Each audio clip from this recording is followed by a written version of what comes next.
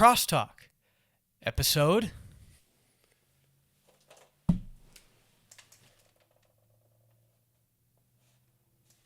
10. Look at us. With 2 proceeding zeros. Cool. I dropped the marker. That's okay. Dropping the marble, losing your marbles. I've lost all my marbles at this point. But hey, we're here. It's a cloudy day in December. It's very windy and cold outside. But you know what? 'Tis the season. We're talking Advent. We're talking all of the seasonal Christmas festivities. It's Wednesday, my dude. Yes. But it's Friday or something else when you're watching this. But it's Wednesday today. Yes. So we've got some stuff in store. So with the festivity stuff, you've got some mischievous plans. Is that correct for our conversation today? Mischievous? I wouldn't say that. Thought-provoking. Sure. I've got some preguntas. What does that mean? I'm pretty sure that's Spanish for question. Okay, preguntas. Gotcha. Pretty sure. Don't fact check me. It might be something else. Okay, so I will ask you, and then I will give you the answers of other people. Okay. So what is the best Christmas movie, in your opinion? Oh, boy. Secular or faith-based? Doesn't matter. There's a lot of faith-based Christmas story movies that are all fairly similar. And I think that's good that they don't kind of dive too far from the Jesus story. As far as just, media production films go, I would say this is kind of a toss-up for me between Elf or Home Alone. Okay. I really like both of those movies. I will argue that A Christmas Story is not that great of a Christmas movie. Ouch. Yeah. Okay. So Linda said Rudolph the Red-Nosed Reindeer, the Rankin Bass stop motion one. I like the stop motion one. It's pretty great. I honestly have never seen any of those. Mm-hmm. The Santa Claus is Coming to Town's really good too. Abby really likes Home Alone. Mm-hmm. And you guys already know, if you've been watching, my favorite Christmas movie is National Lampoon's Christmas Vacation. It's so good. So good. Okay, and then the next question is, what is the worst Christmas movie in your opinion?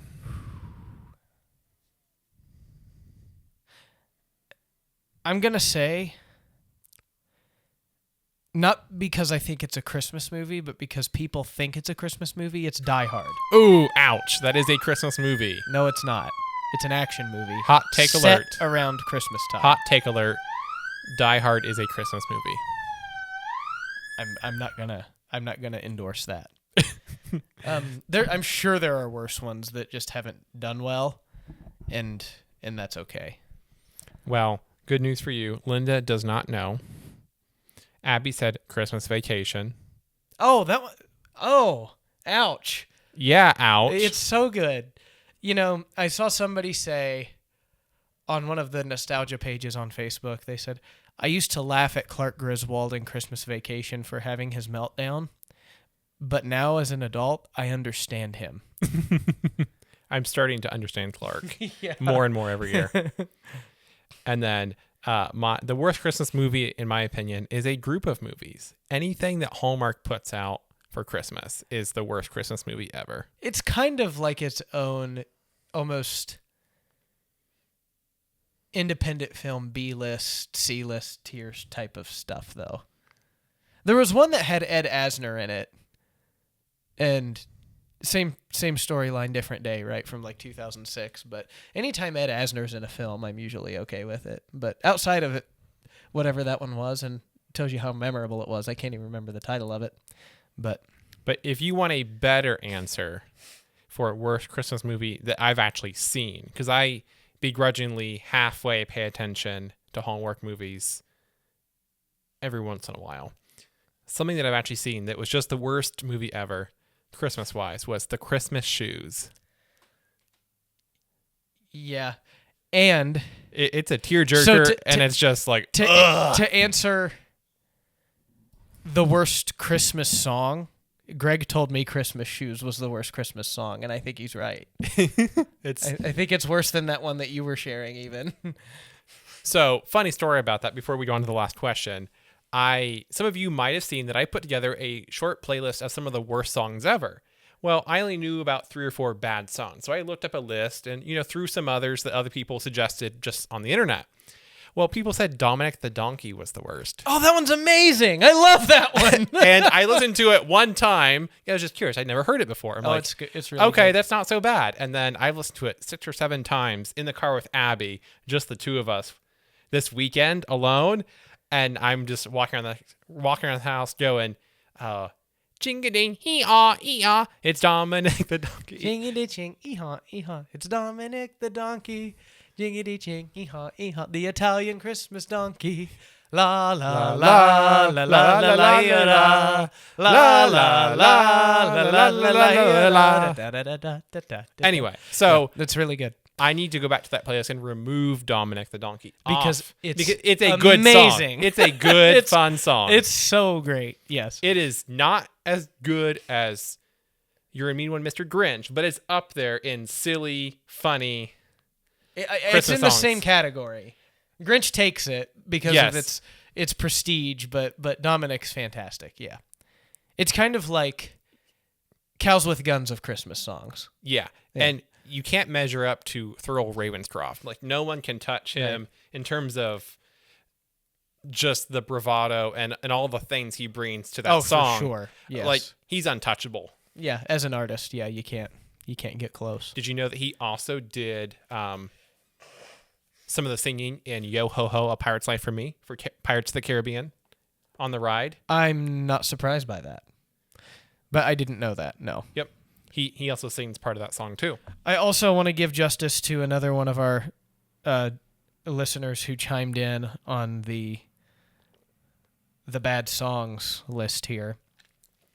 Connie Mann sat in camp with me, and she can't stand All I Want for Christmas Is You, and I share that same disdain for it.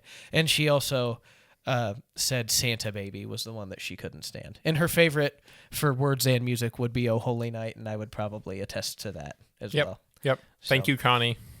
So, yes, thank you, Connie, for thinking absolutely the best on that, because those are what I picked. So, okay. So, what Christmas movie would you like to be a character in? Whether you are like taking the place of a character, or you're just like an innocent bystander, or you're, in some way, somehow you are involved and you are living in this universe and it is real life. What movie would you want to be in? I would want to be in tandem with Kevin McAllister. Okay. That would be awesome.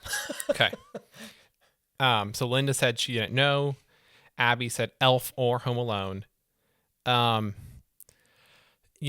feel like I kind of want to be like Clark Griswold's like third child or something. Oh, so you could just observe him go nuts the whole time? Yes. I want to be like similar age to Audrey. I don't want to be Russ, but I want to be like Audrey's age. We should be twins or something. Sure. I think that would be really fun. To watch him completely lose his mind. Yes. Yeah. It's so good. I keep thinking of Cousin Eddie's line when he's emptying the tank, and I can't say that on the air. No, you but can't. I've been saying it in my head for weeks. I said it to myself when I went to clean the litter box for the cat the other day, because the cat came up the stairs and he claws and meows because he wants to hang out upstairs sometimes. So he reappeared. He just hangs out upstairs now. Well, a lot. You told me that he disappeared, and you think he disappeared gone. for like a week, but he was back. Yeah, Oh. I don't know where he went. Okay. But the cat is back. Yeah, the cat's been back forever. But he came up the stairs, and I was like, "Hey, Clark, it's full." So, yeah, I have. I like your answer. I think that's really good. I'm trying to think of other Christmas movies where it would almost be beneficial to be a character in. Oh.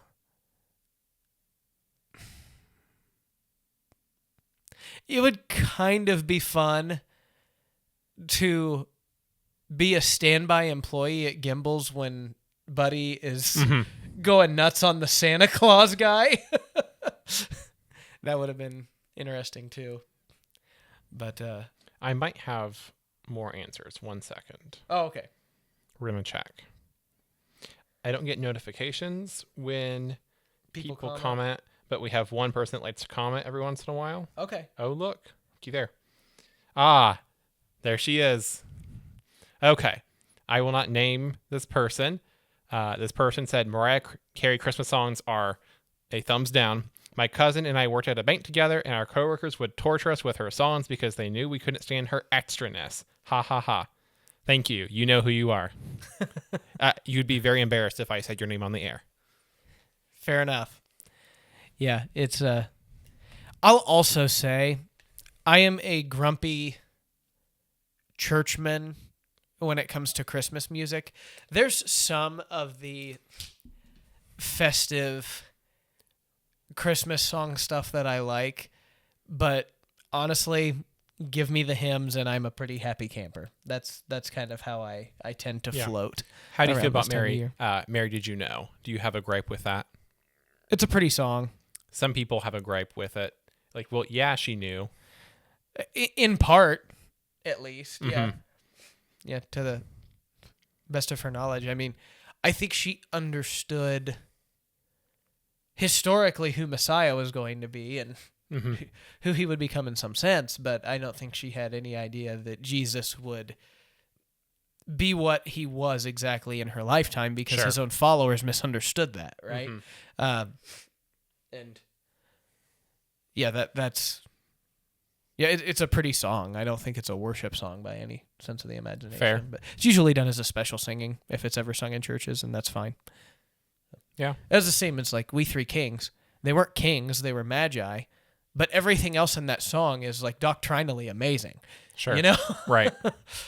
So that's, and it's very old. I mean, it's pretty old as far as music goes. It's like came out around the time of the Reformation, maybe a little earlier. It's pretty old. Yeah. So yeah, but not a great opinion on Okay. Mary, Did You Know? I had somebody, a friend of mine. Oh, it wasn't Mary, Did You Know? It was Do You Hear What I Hear? Somebody parodied it. I also can't say what that is on the air, but I will be sure to tell you about it. Please do. After this episode is over. But so yeah, there's Christmas movies, right? Yeah. So what do you think about my decor for the week? I love it. I'm loving the festive Christmas lights piece to commemorate our. It's kind of like holding our. But our very professionally drawn logo like a basket. So I appreciate it.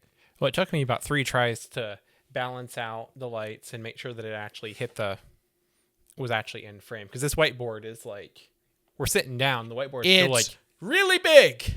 It's also like still 3 feet above our heads, and I was up there where you couldn't see it. I was like, well, so I was crawling around on the couch. I got my foot stuck, almost fell and broke my head a couple times. See, you should have filmed all of that, then sped up the frames, and then put silly music behind it for bloopers for the end of this episode. I will keep that in mind. For going forward, yeah.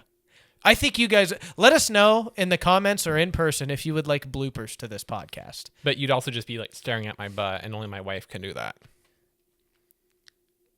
Yeah. And if you are, don't tell me, but I also have questions why you are. Guard your eyes and hearts, people. We want to be pure before the Lord here. Okay, on to other stuff. What do we have coming up? You've got... What's next Wednesday, the 17th? What's the big plan for the final Wednesday meeting of the semester? Well, the youth group is coming to my house Okay. for the first time. I'm excited and also a tiny bit nervous to let these children into my house. It'll probably be fine.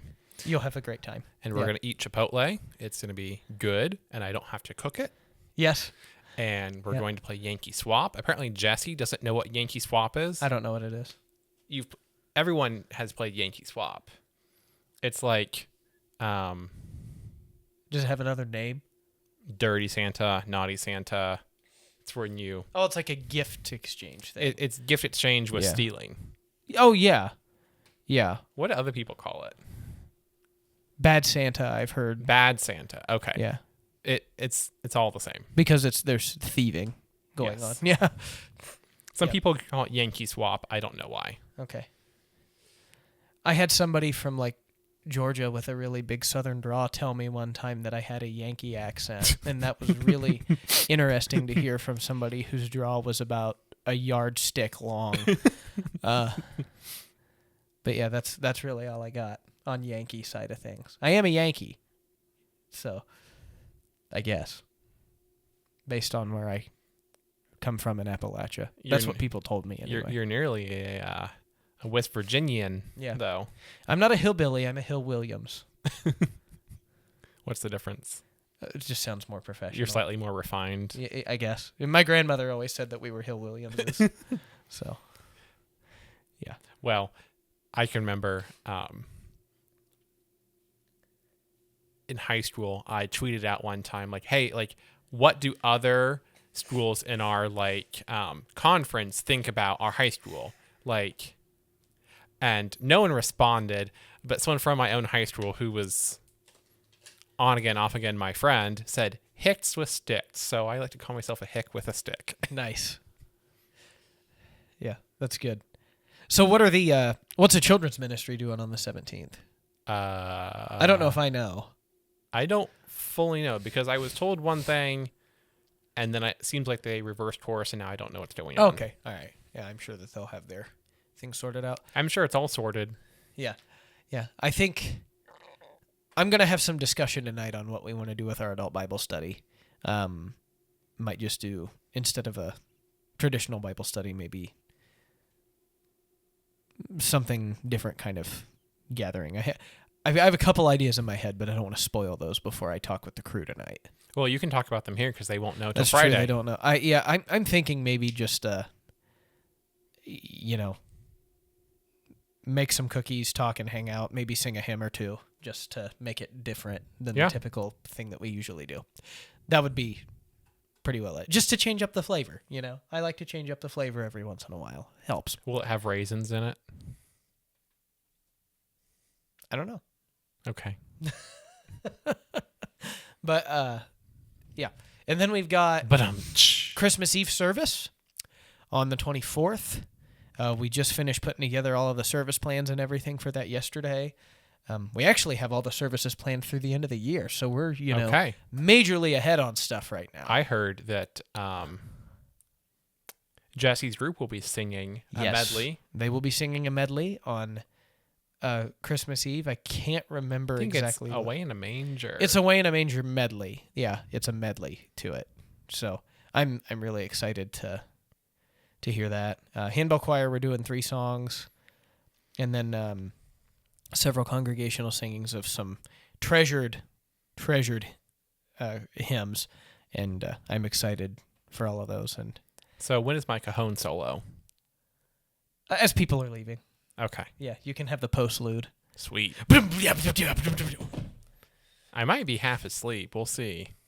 It's pretty exciting service. No, I'm not saying you're going to bore me to death. When I go up to preach, now if you would please turn in your Bibles to Luke chapter 2. No. I've got a couple people doing scripture readings, and then I'll do a short homily. I knew you were going to say that. I should have said it first. You're going to homily. Yeah. You're going to homogenize.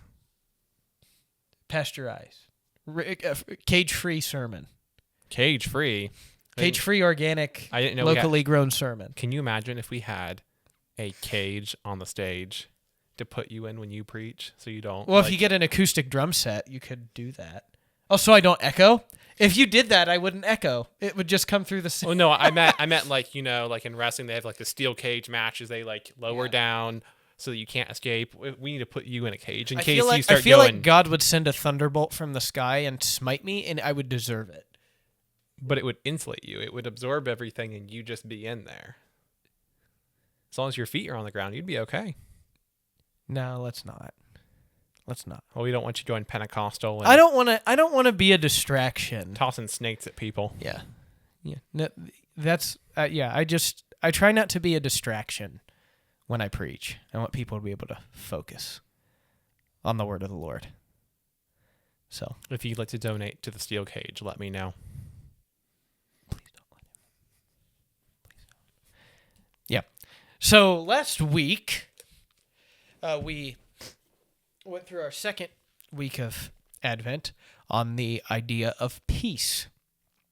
And I think for me, one of the biggest takeaways I personally had as I think of the idea of peace related to God's people is that still, calm, and quiet, that restfulness that exists in the middle of a whole lot of chaos and noise and trial and any of that sort of stuff. It's a restful assurance in the middle of a bunch of crazy things. And I think God's been good like that to his people for all time. That's kind of the singular takeaway that I personally had from all of that. So I don't know, do you have any peace stories or thoughts that you would like to share? Well, I'm going to be honest. I thought there was something in my water bottle, and I was not listening very well. I was trying to figure out what it was. It was probably a piece of ice, but I swallowed it. But it looked like scum. So maybe that's why there's nutrition facts on the bottles of water. Maybe there's some like beef trimmings in there, chunks of fat. It looked like a really thin piece of ice or like bottled water scum. I don't know. Well, I swallowed it, so if I die, you know why. You can talk to our family. Peace in the midst of chaos. And a restful assurance in the midst of chaos. Yeah. There you go. Yeah. Peace stories. I bet you give one, and then if one strikes me, I'll tell you. Well, not even necessarily story, but ideas that might even come to you as you're thinking about restfulness and stillness in the middle of a bunch of stuff that's just going crazy. Maybe experiences you've had, maybe even like some of your time in the Dominican would have even been like that. I'd say one, while you're thinking on that, one for me would certainly be discerning the calling to senior pastorate stuff. You're discerning and praying and wrestling over, I love this church that I'm at and that I'm serving at, yet at the same time, they're very well equipped to do very well. And there's all of these churches that, senior pastors are not in abundance necessarily. There's a lot of churches that look for pastors.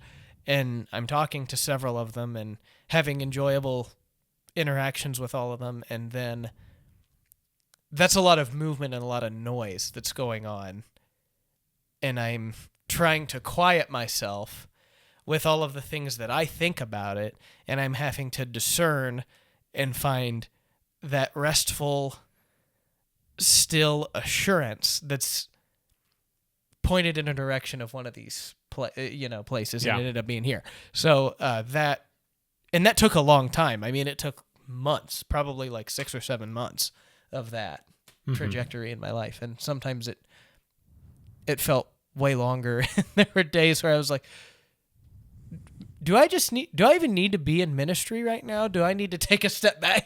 I was just so all over the place with some of that, but the Lord knew all of that ahead of time and sustained me through it anyway. And that ultimately was for my good, to be stretched like that, and to be brought to a place where, hey, this is a season of my faith where there was testing, there was trial, but I believe that he used that to refine me more and more to be like Jesus for the people I'll serve, and what he's calling me to do each day anyway from those experiences.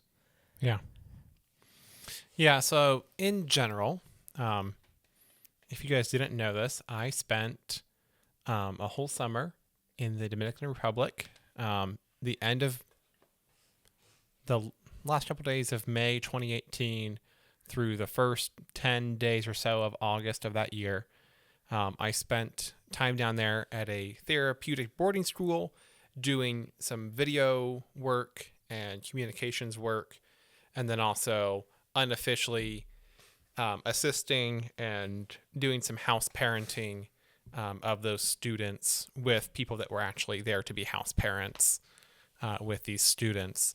And so all that to say, we had Wi-Fi, but it was like awful Wi-Fi, like super duper slow.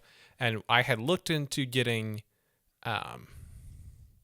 like international coverage for my phone so that I could, like still like use it outside of the campus. But we figured out that like it was going to be outrageously expensive to do that. And then, so we didn't do that. And then I got there and I was, open to getting, a SIM card for down there for cheap. Excuse me. But that didn't work out either. So all I had was Wi-Fi that whole summer. And so it was peaceful and restful most of the time. I didn't take it with me when I hiked the mountain for that whole week and like was fully unplugged. Like I feel like I brought my Bible and maybe a book. I didn't read either one of them because I was just so darn tired all the time. Other people were reading their Bible out loud, and we were doing all those things. But I personally did not pick up a Bible or a book, and I didn't have my phone. I was just like, it was such a mental like strain to do that, that hiking up the mountain, that I had like no energy for anything else other than like thinking about surviving and not like collapsing on the trail. Sure. And I wasn't in tip top shape, but I also wasn't in poor shape. I was kind of in between, middle of the road shape wise for everyone that was on that trip. But like, I was like emotionally, physically exhausting. Sure. To do that. Anyway, all that to say, I spent a lot of time unplugged from my phone that week and then also that summer because like I couldn't do a whole lot with it. And you said that there were measures of that were peaceful to you? Yeah. Sure. Okay. Yeah. But there were also parts of that. Like I can remember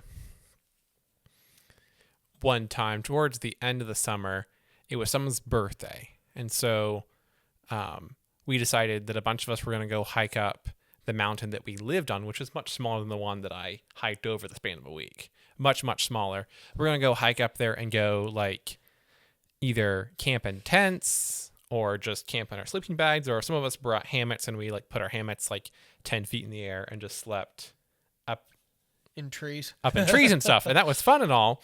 And we did that on a Saturday night. I was thinking about this either last night or this morning. I don't remember which. And I can remember, so like some of the people like had to be back first thing in the morning to be at church. Some of us just had to attend church. So just us attenders, mind you, this is just staff. There's no students with us. So some of the staff leaves early, some leave like in the middle, and then some of us didn't wake up on time because we were so dead tired and we had nowhere else to be. And so we got up. So it was me and like 2 or 3 other girls. And none of us had actually been that far before from the school. And mind you, we hiked up in the dark with flashlights. So coming down, it's daylight, but like we don't remember what we've seen. Like we don't know what we're looking for. We managed to get so lost that we got down the mountain, but we don't know where we came down because we did not, when things started to look kind of familiar, like, oh, like I've seen that like staring up from where I live up to the mountain, but you get to a point where you can't see like down where you need to go anymore. Sure. And so you go the wrong way. And so we ended up probably 3 kilometers from the school. Oh, wow. Okay. On the edge of town. And we're just walking through these little, you barely even can call them villages. Like the Dominican is a third world country. Yeah. Now it's not like war torn and like full of drugs in some places, but it's not war torn. There's no war. There's no like terrorists there. Mm-hmm. So you're just walking through just like total and utter, just poverty and all those things. So anyway, so we're walking around and none of us have a super great grasp of the Spanish language. So like we were lost for like 2 hours and we could not find anything like identifying to tell us where to go. And finally, there was this ancient woman. She doesn't know how old she was. We don't know how old she was, that worked in the kitchen a couple of days a week. And she would walk. Mind you, she's easily like over 100 years old. Wow. We saw her on the street and she knew just a tiny bit of English, just like being around other American people. And so like we asked for directions and she's like mumbling and she can't hear herself talk. And she like gives us these vague directions. We left our hammocks and packed up at 8:30 or 9. We got back to the school at 1 p.m. But you made it back. We made it back. That was one of the least peaceful times I've ever had in my entire life. I'm sure. Because you really like structure, right? You like things, if there's an order ahead of time for it, you want it to follow suit with that order. For the most part, I enjoy structure and order to things. Right. I was getting better at going with the flow, but then, going with, all of us wanted to go with the flow, but then we found out that like, well, that's not going to work. And then, so then the other part of it was my phone could never, ever do anything because I didn't have a SIM card. Like, even if I turned on data, like nothing was going to happen. It wasn't going to connect to a tower. So there's none of that. Nobody else brought their cell phone. So like, we can't even like call anyone. So I'm the only person out of the group with a cell phone. No one else has a cell phone in their pocket. They left them in their apartments back at the school. And so like, we know what time it is and I can pull out my compass like on my phone because like it knows where it is all the time, compass wise, but like, that's not going to help us. Like, we don't know where we're going. Bunch of gringo just wandering around with like all sweaty and gross. And like, we had almost no water left and it's starting to get hot and it's like first week of August. Yeah. In the Caribbean. Yeah. It's steaming down there. Wow. But hey, you made it. I did. That's not the only time I almost died. There were 2 other times I'll tell you really quick about. So probably early-ish in the summer, he didn't come down with me on the same flight, but there was a guy who had come down to serve just for the summer and was going to give it like a trial run and see if he wanted to stick around long term. Well, I had kind of had my eyes on a female staff member, and she invited me to go swimming in one of the streams near a waterfall. The waterfall is important here in a minute. You might see why. So we go, and what I actually found out was that they were asking me to go because they wanted to go on a date, but they didn't want to say they were dating. But if they didn't take a third wheel, then it would be really obvious and they could get in trouble. So they took me as well. So I hop on the back of her moto, and because I didn't have a motorcycle because I didn't live there. The other guy had like been renting or borrowing or had bought a motorcycle. And then if he didn't stick around long term, he'd sell it. Fine, whatever. He cut his losses and move on. So she drove me down to where we were going to go, and he met us there. And so we like get into our swim stuff and we climb down the steps and like climb down the rocks and and we're splashing and having fun. And I was just horsing around, just like sitting in the stream. The water's maybe only about yay deep, and it's just like, it's like a rocky, like smooth stone bed of rocks in this river. And probably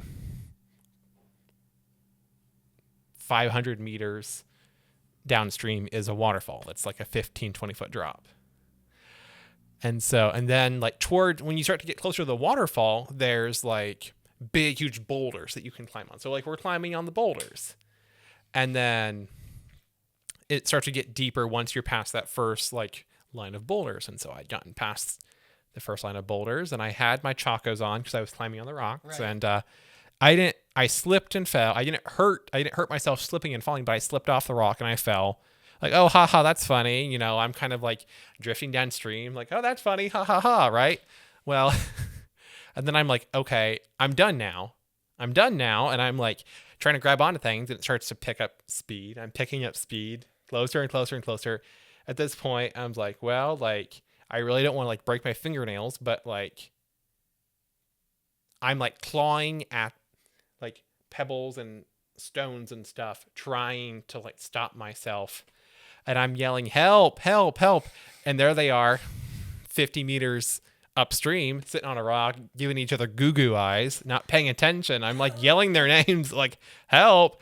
And then I'm still going downstream and the waterfall's getting closer. Like, and I'm like, for the first time in my life, I truly think that I might die. And like my life is kind of flashing before my eyes. I'm clawing at rocks, and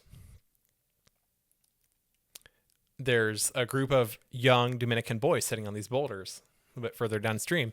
And I'm like waving my arms, help, help, help, you know?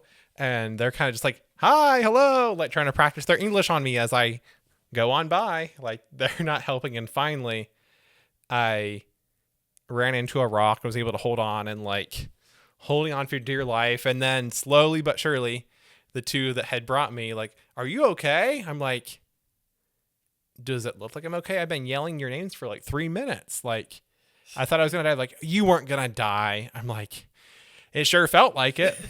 You might know that, but I didn't. Yeah. So that happens, right? Not even 10 days later, I had already said after I got out and got to dry land, like, I'm not playing in the river anymore.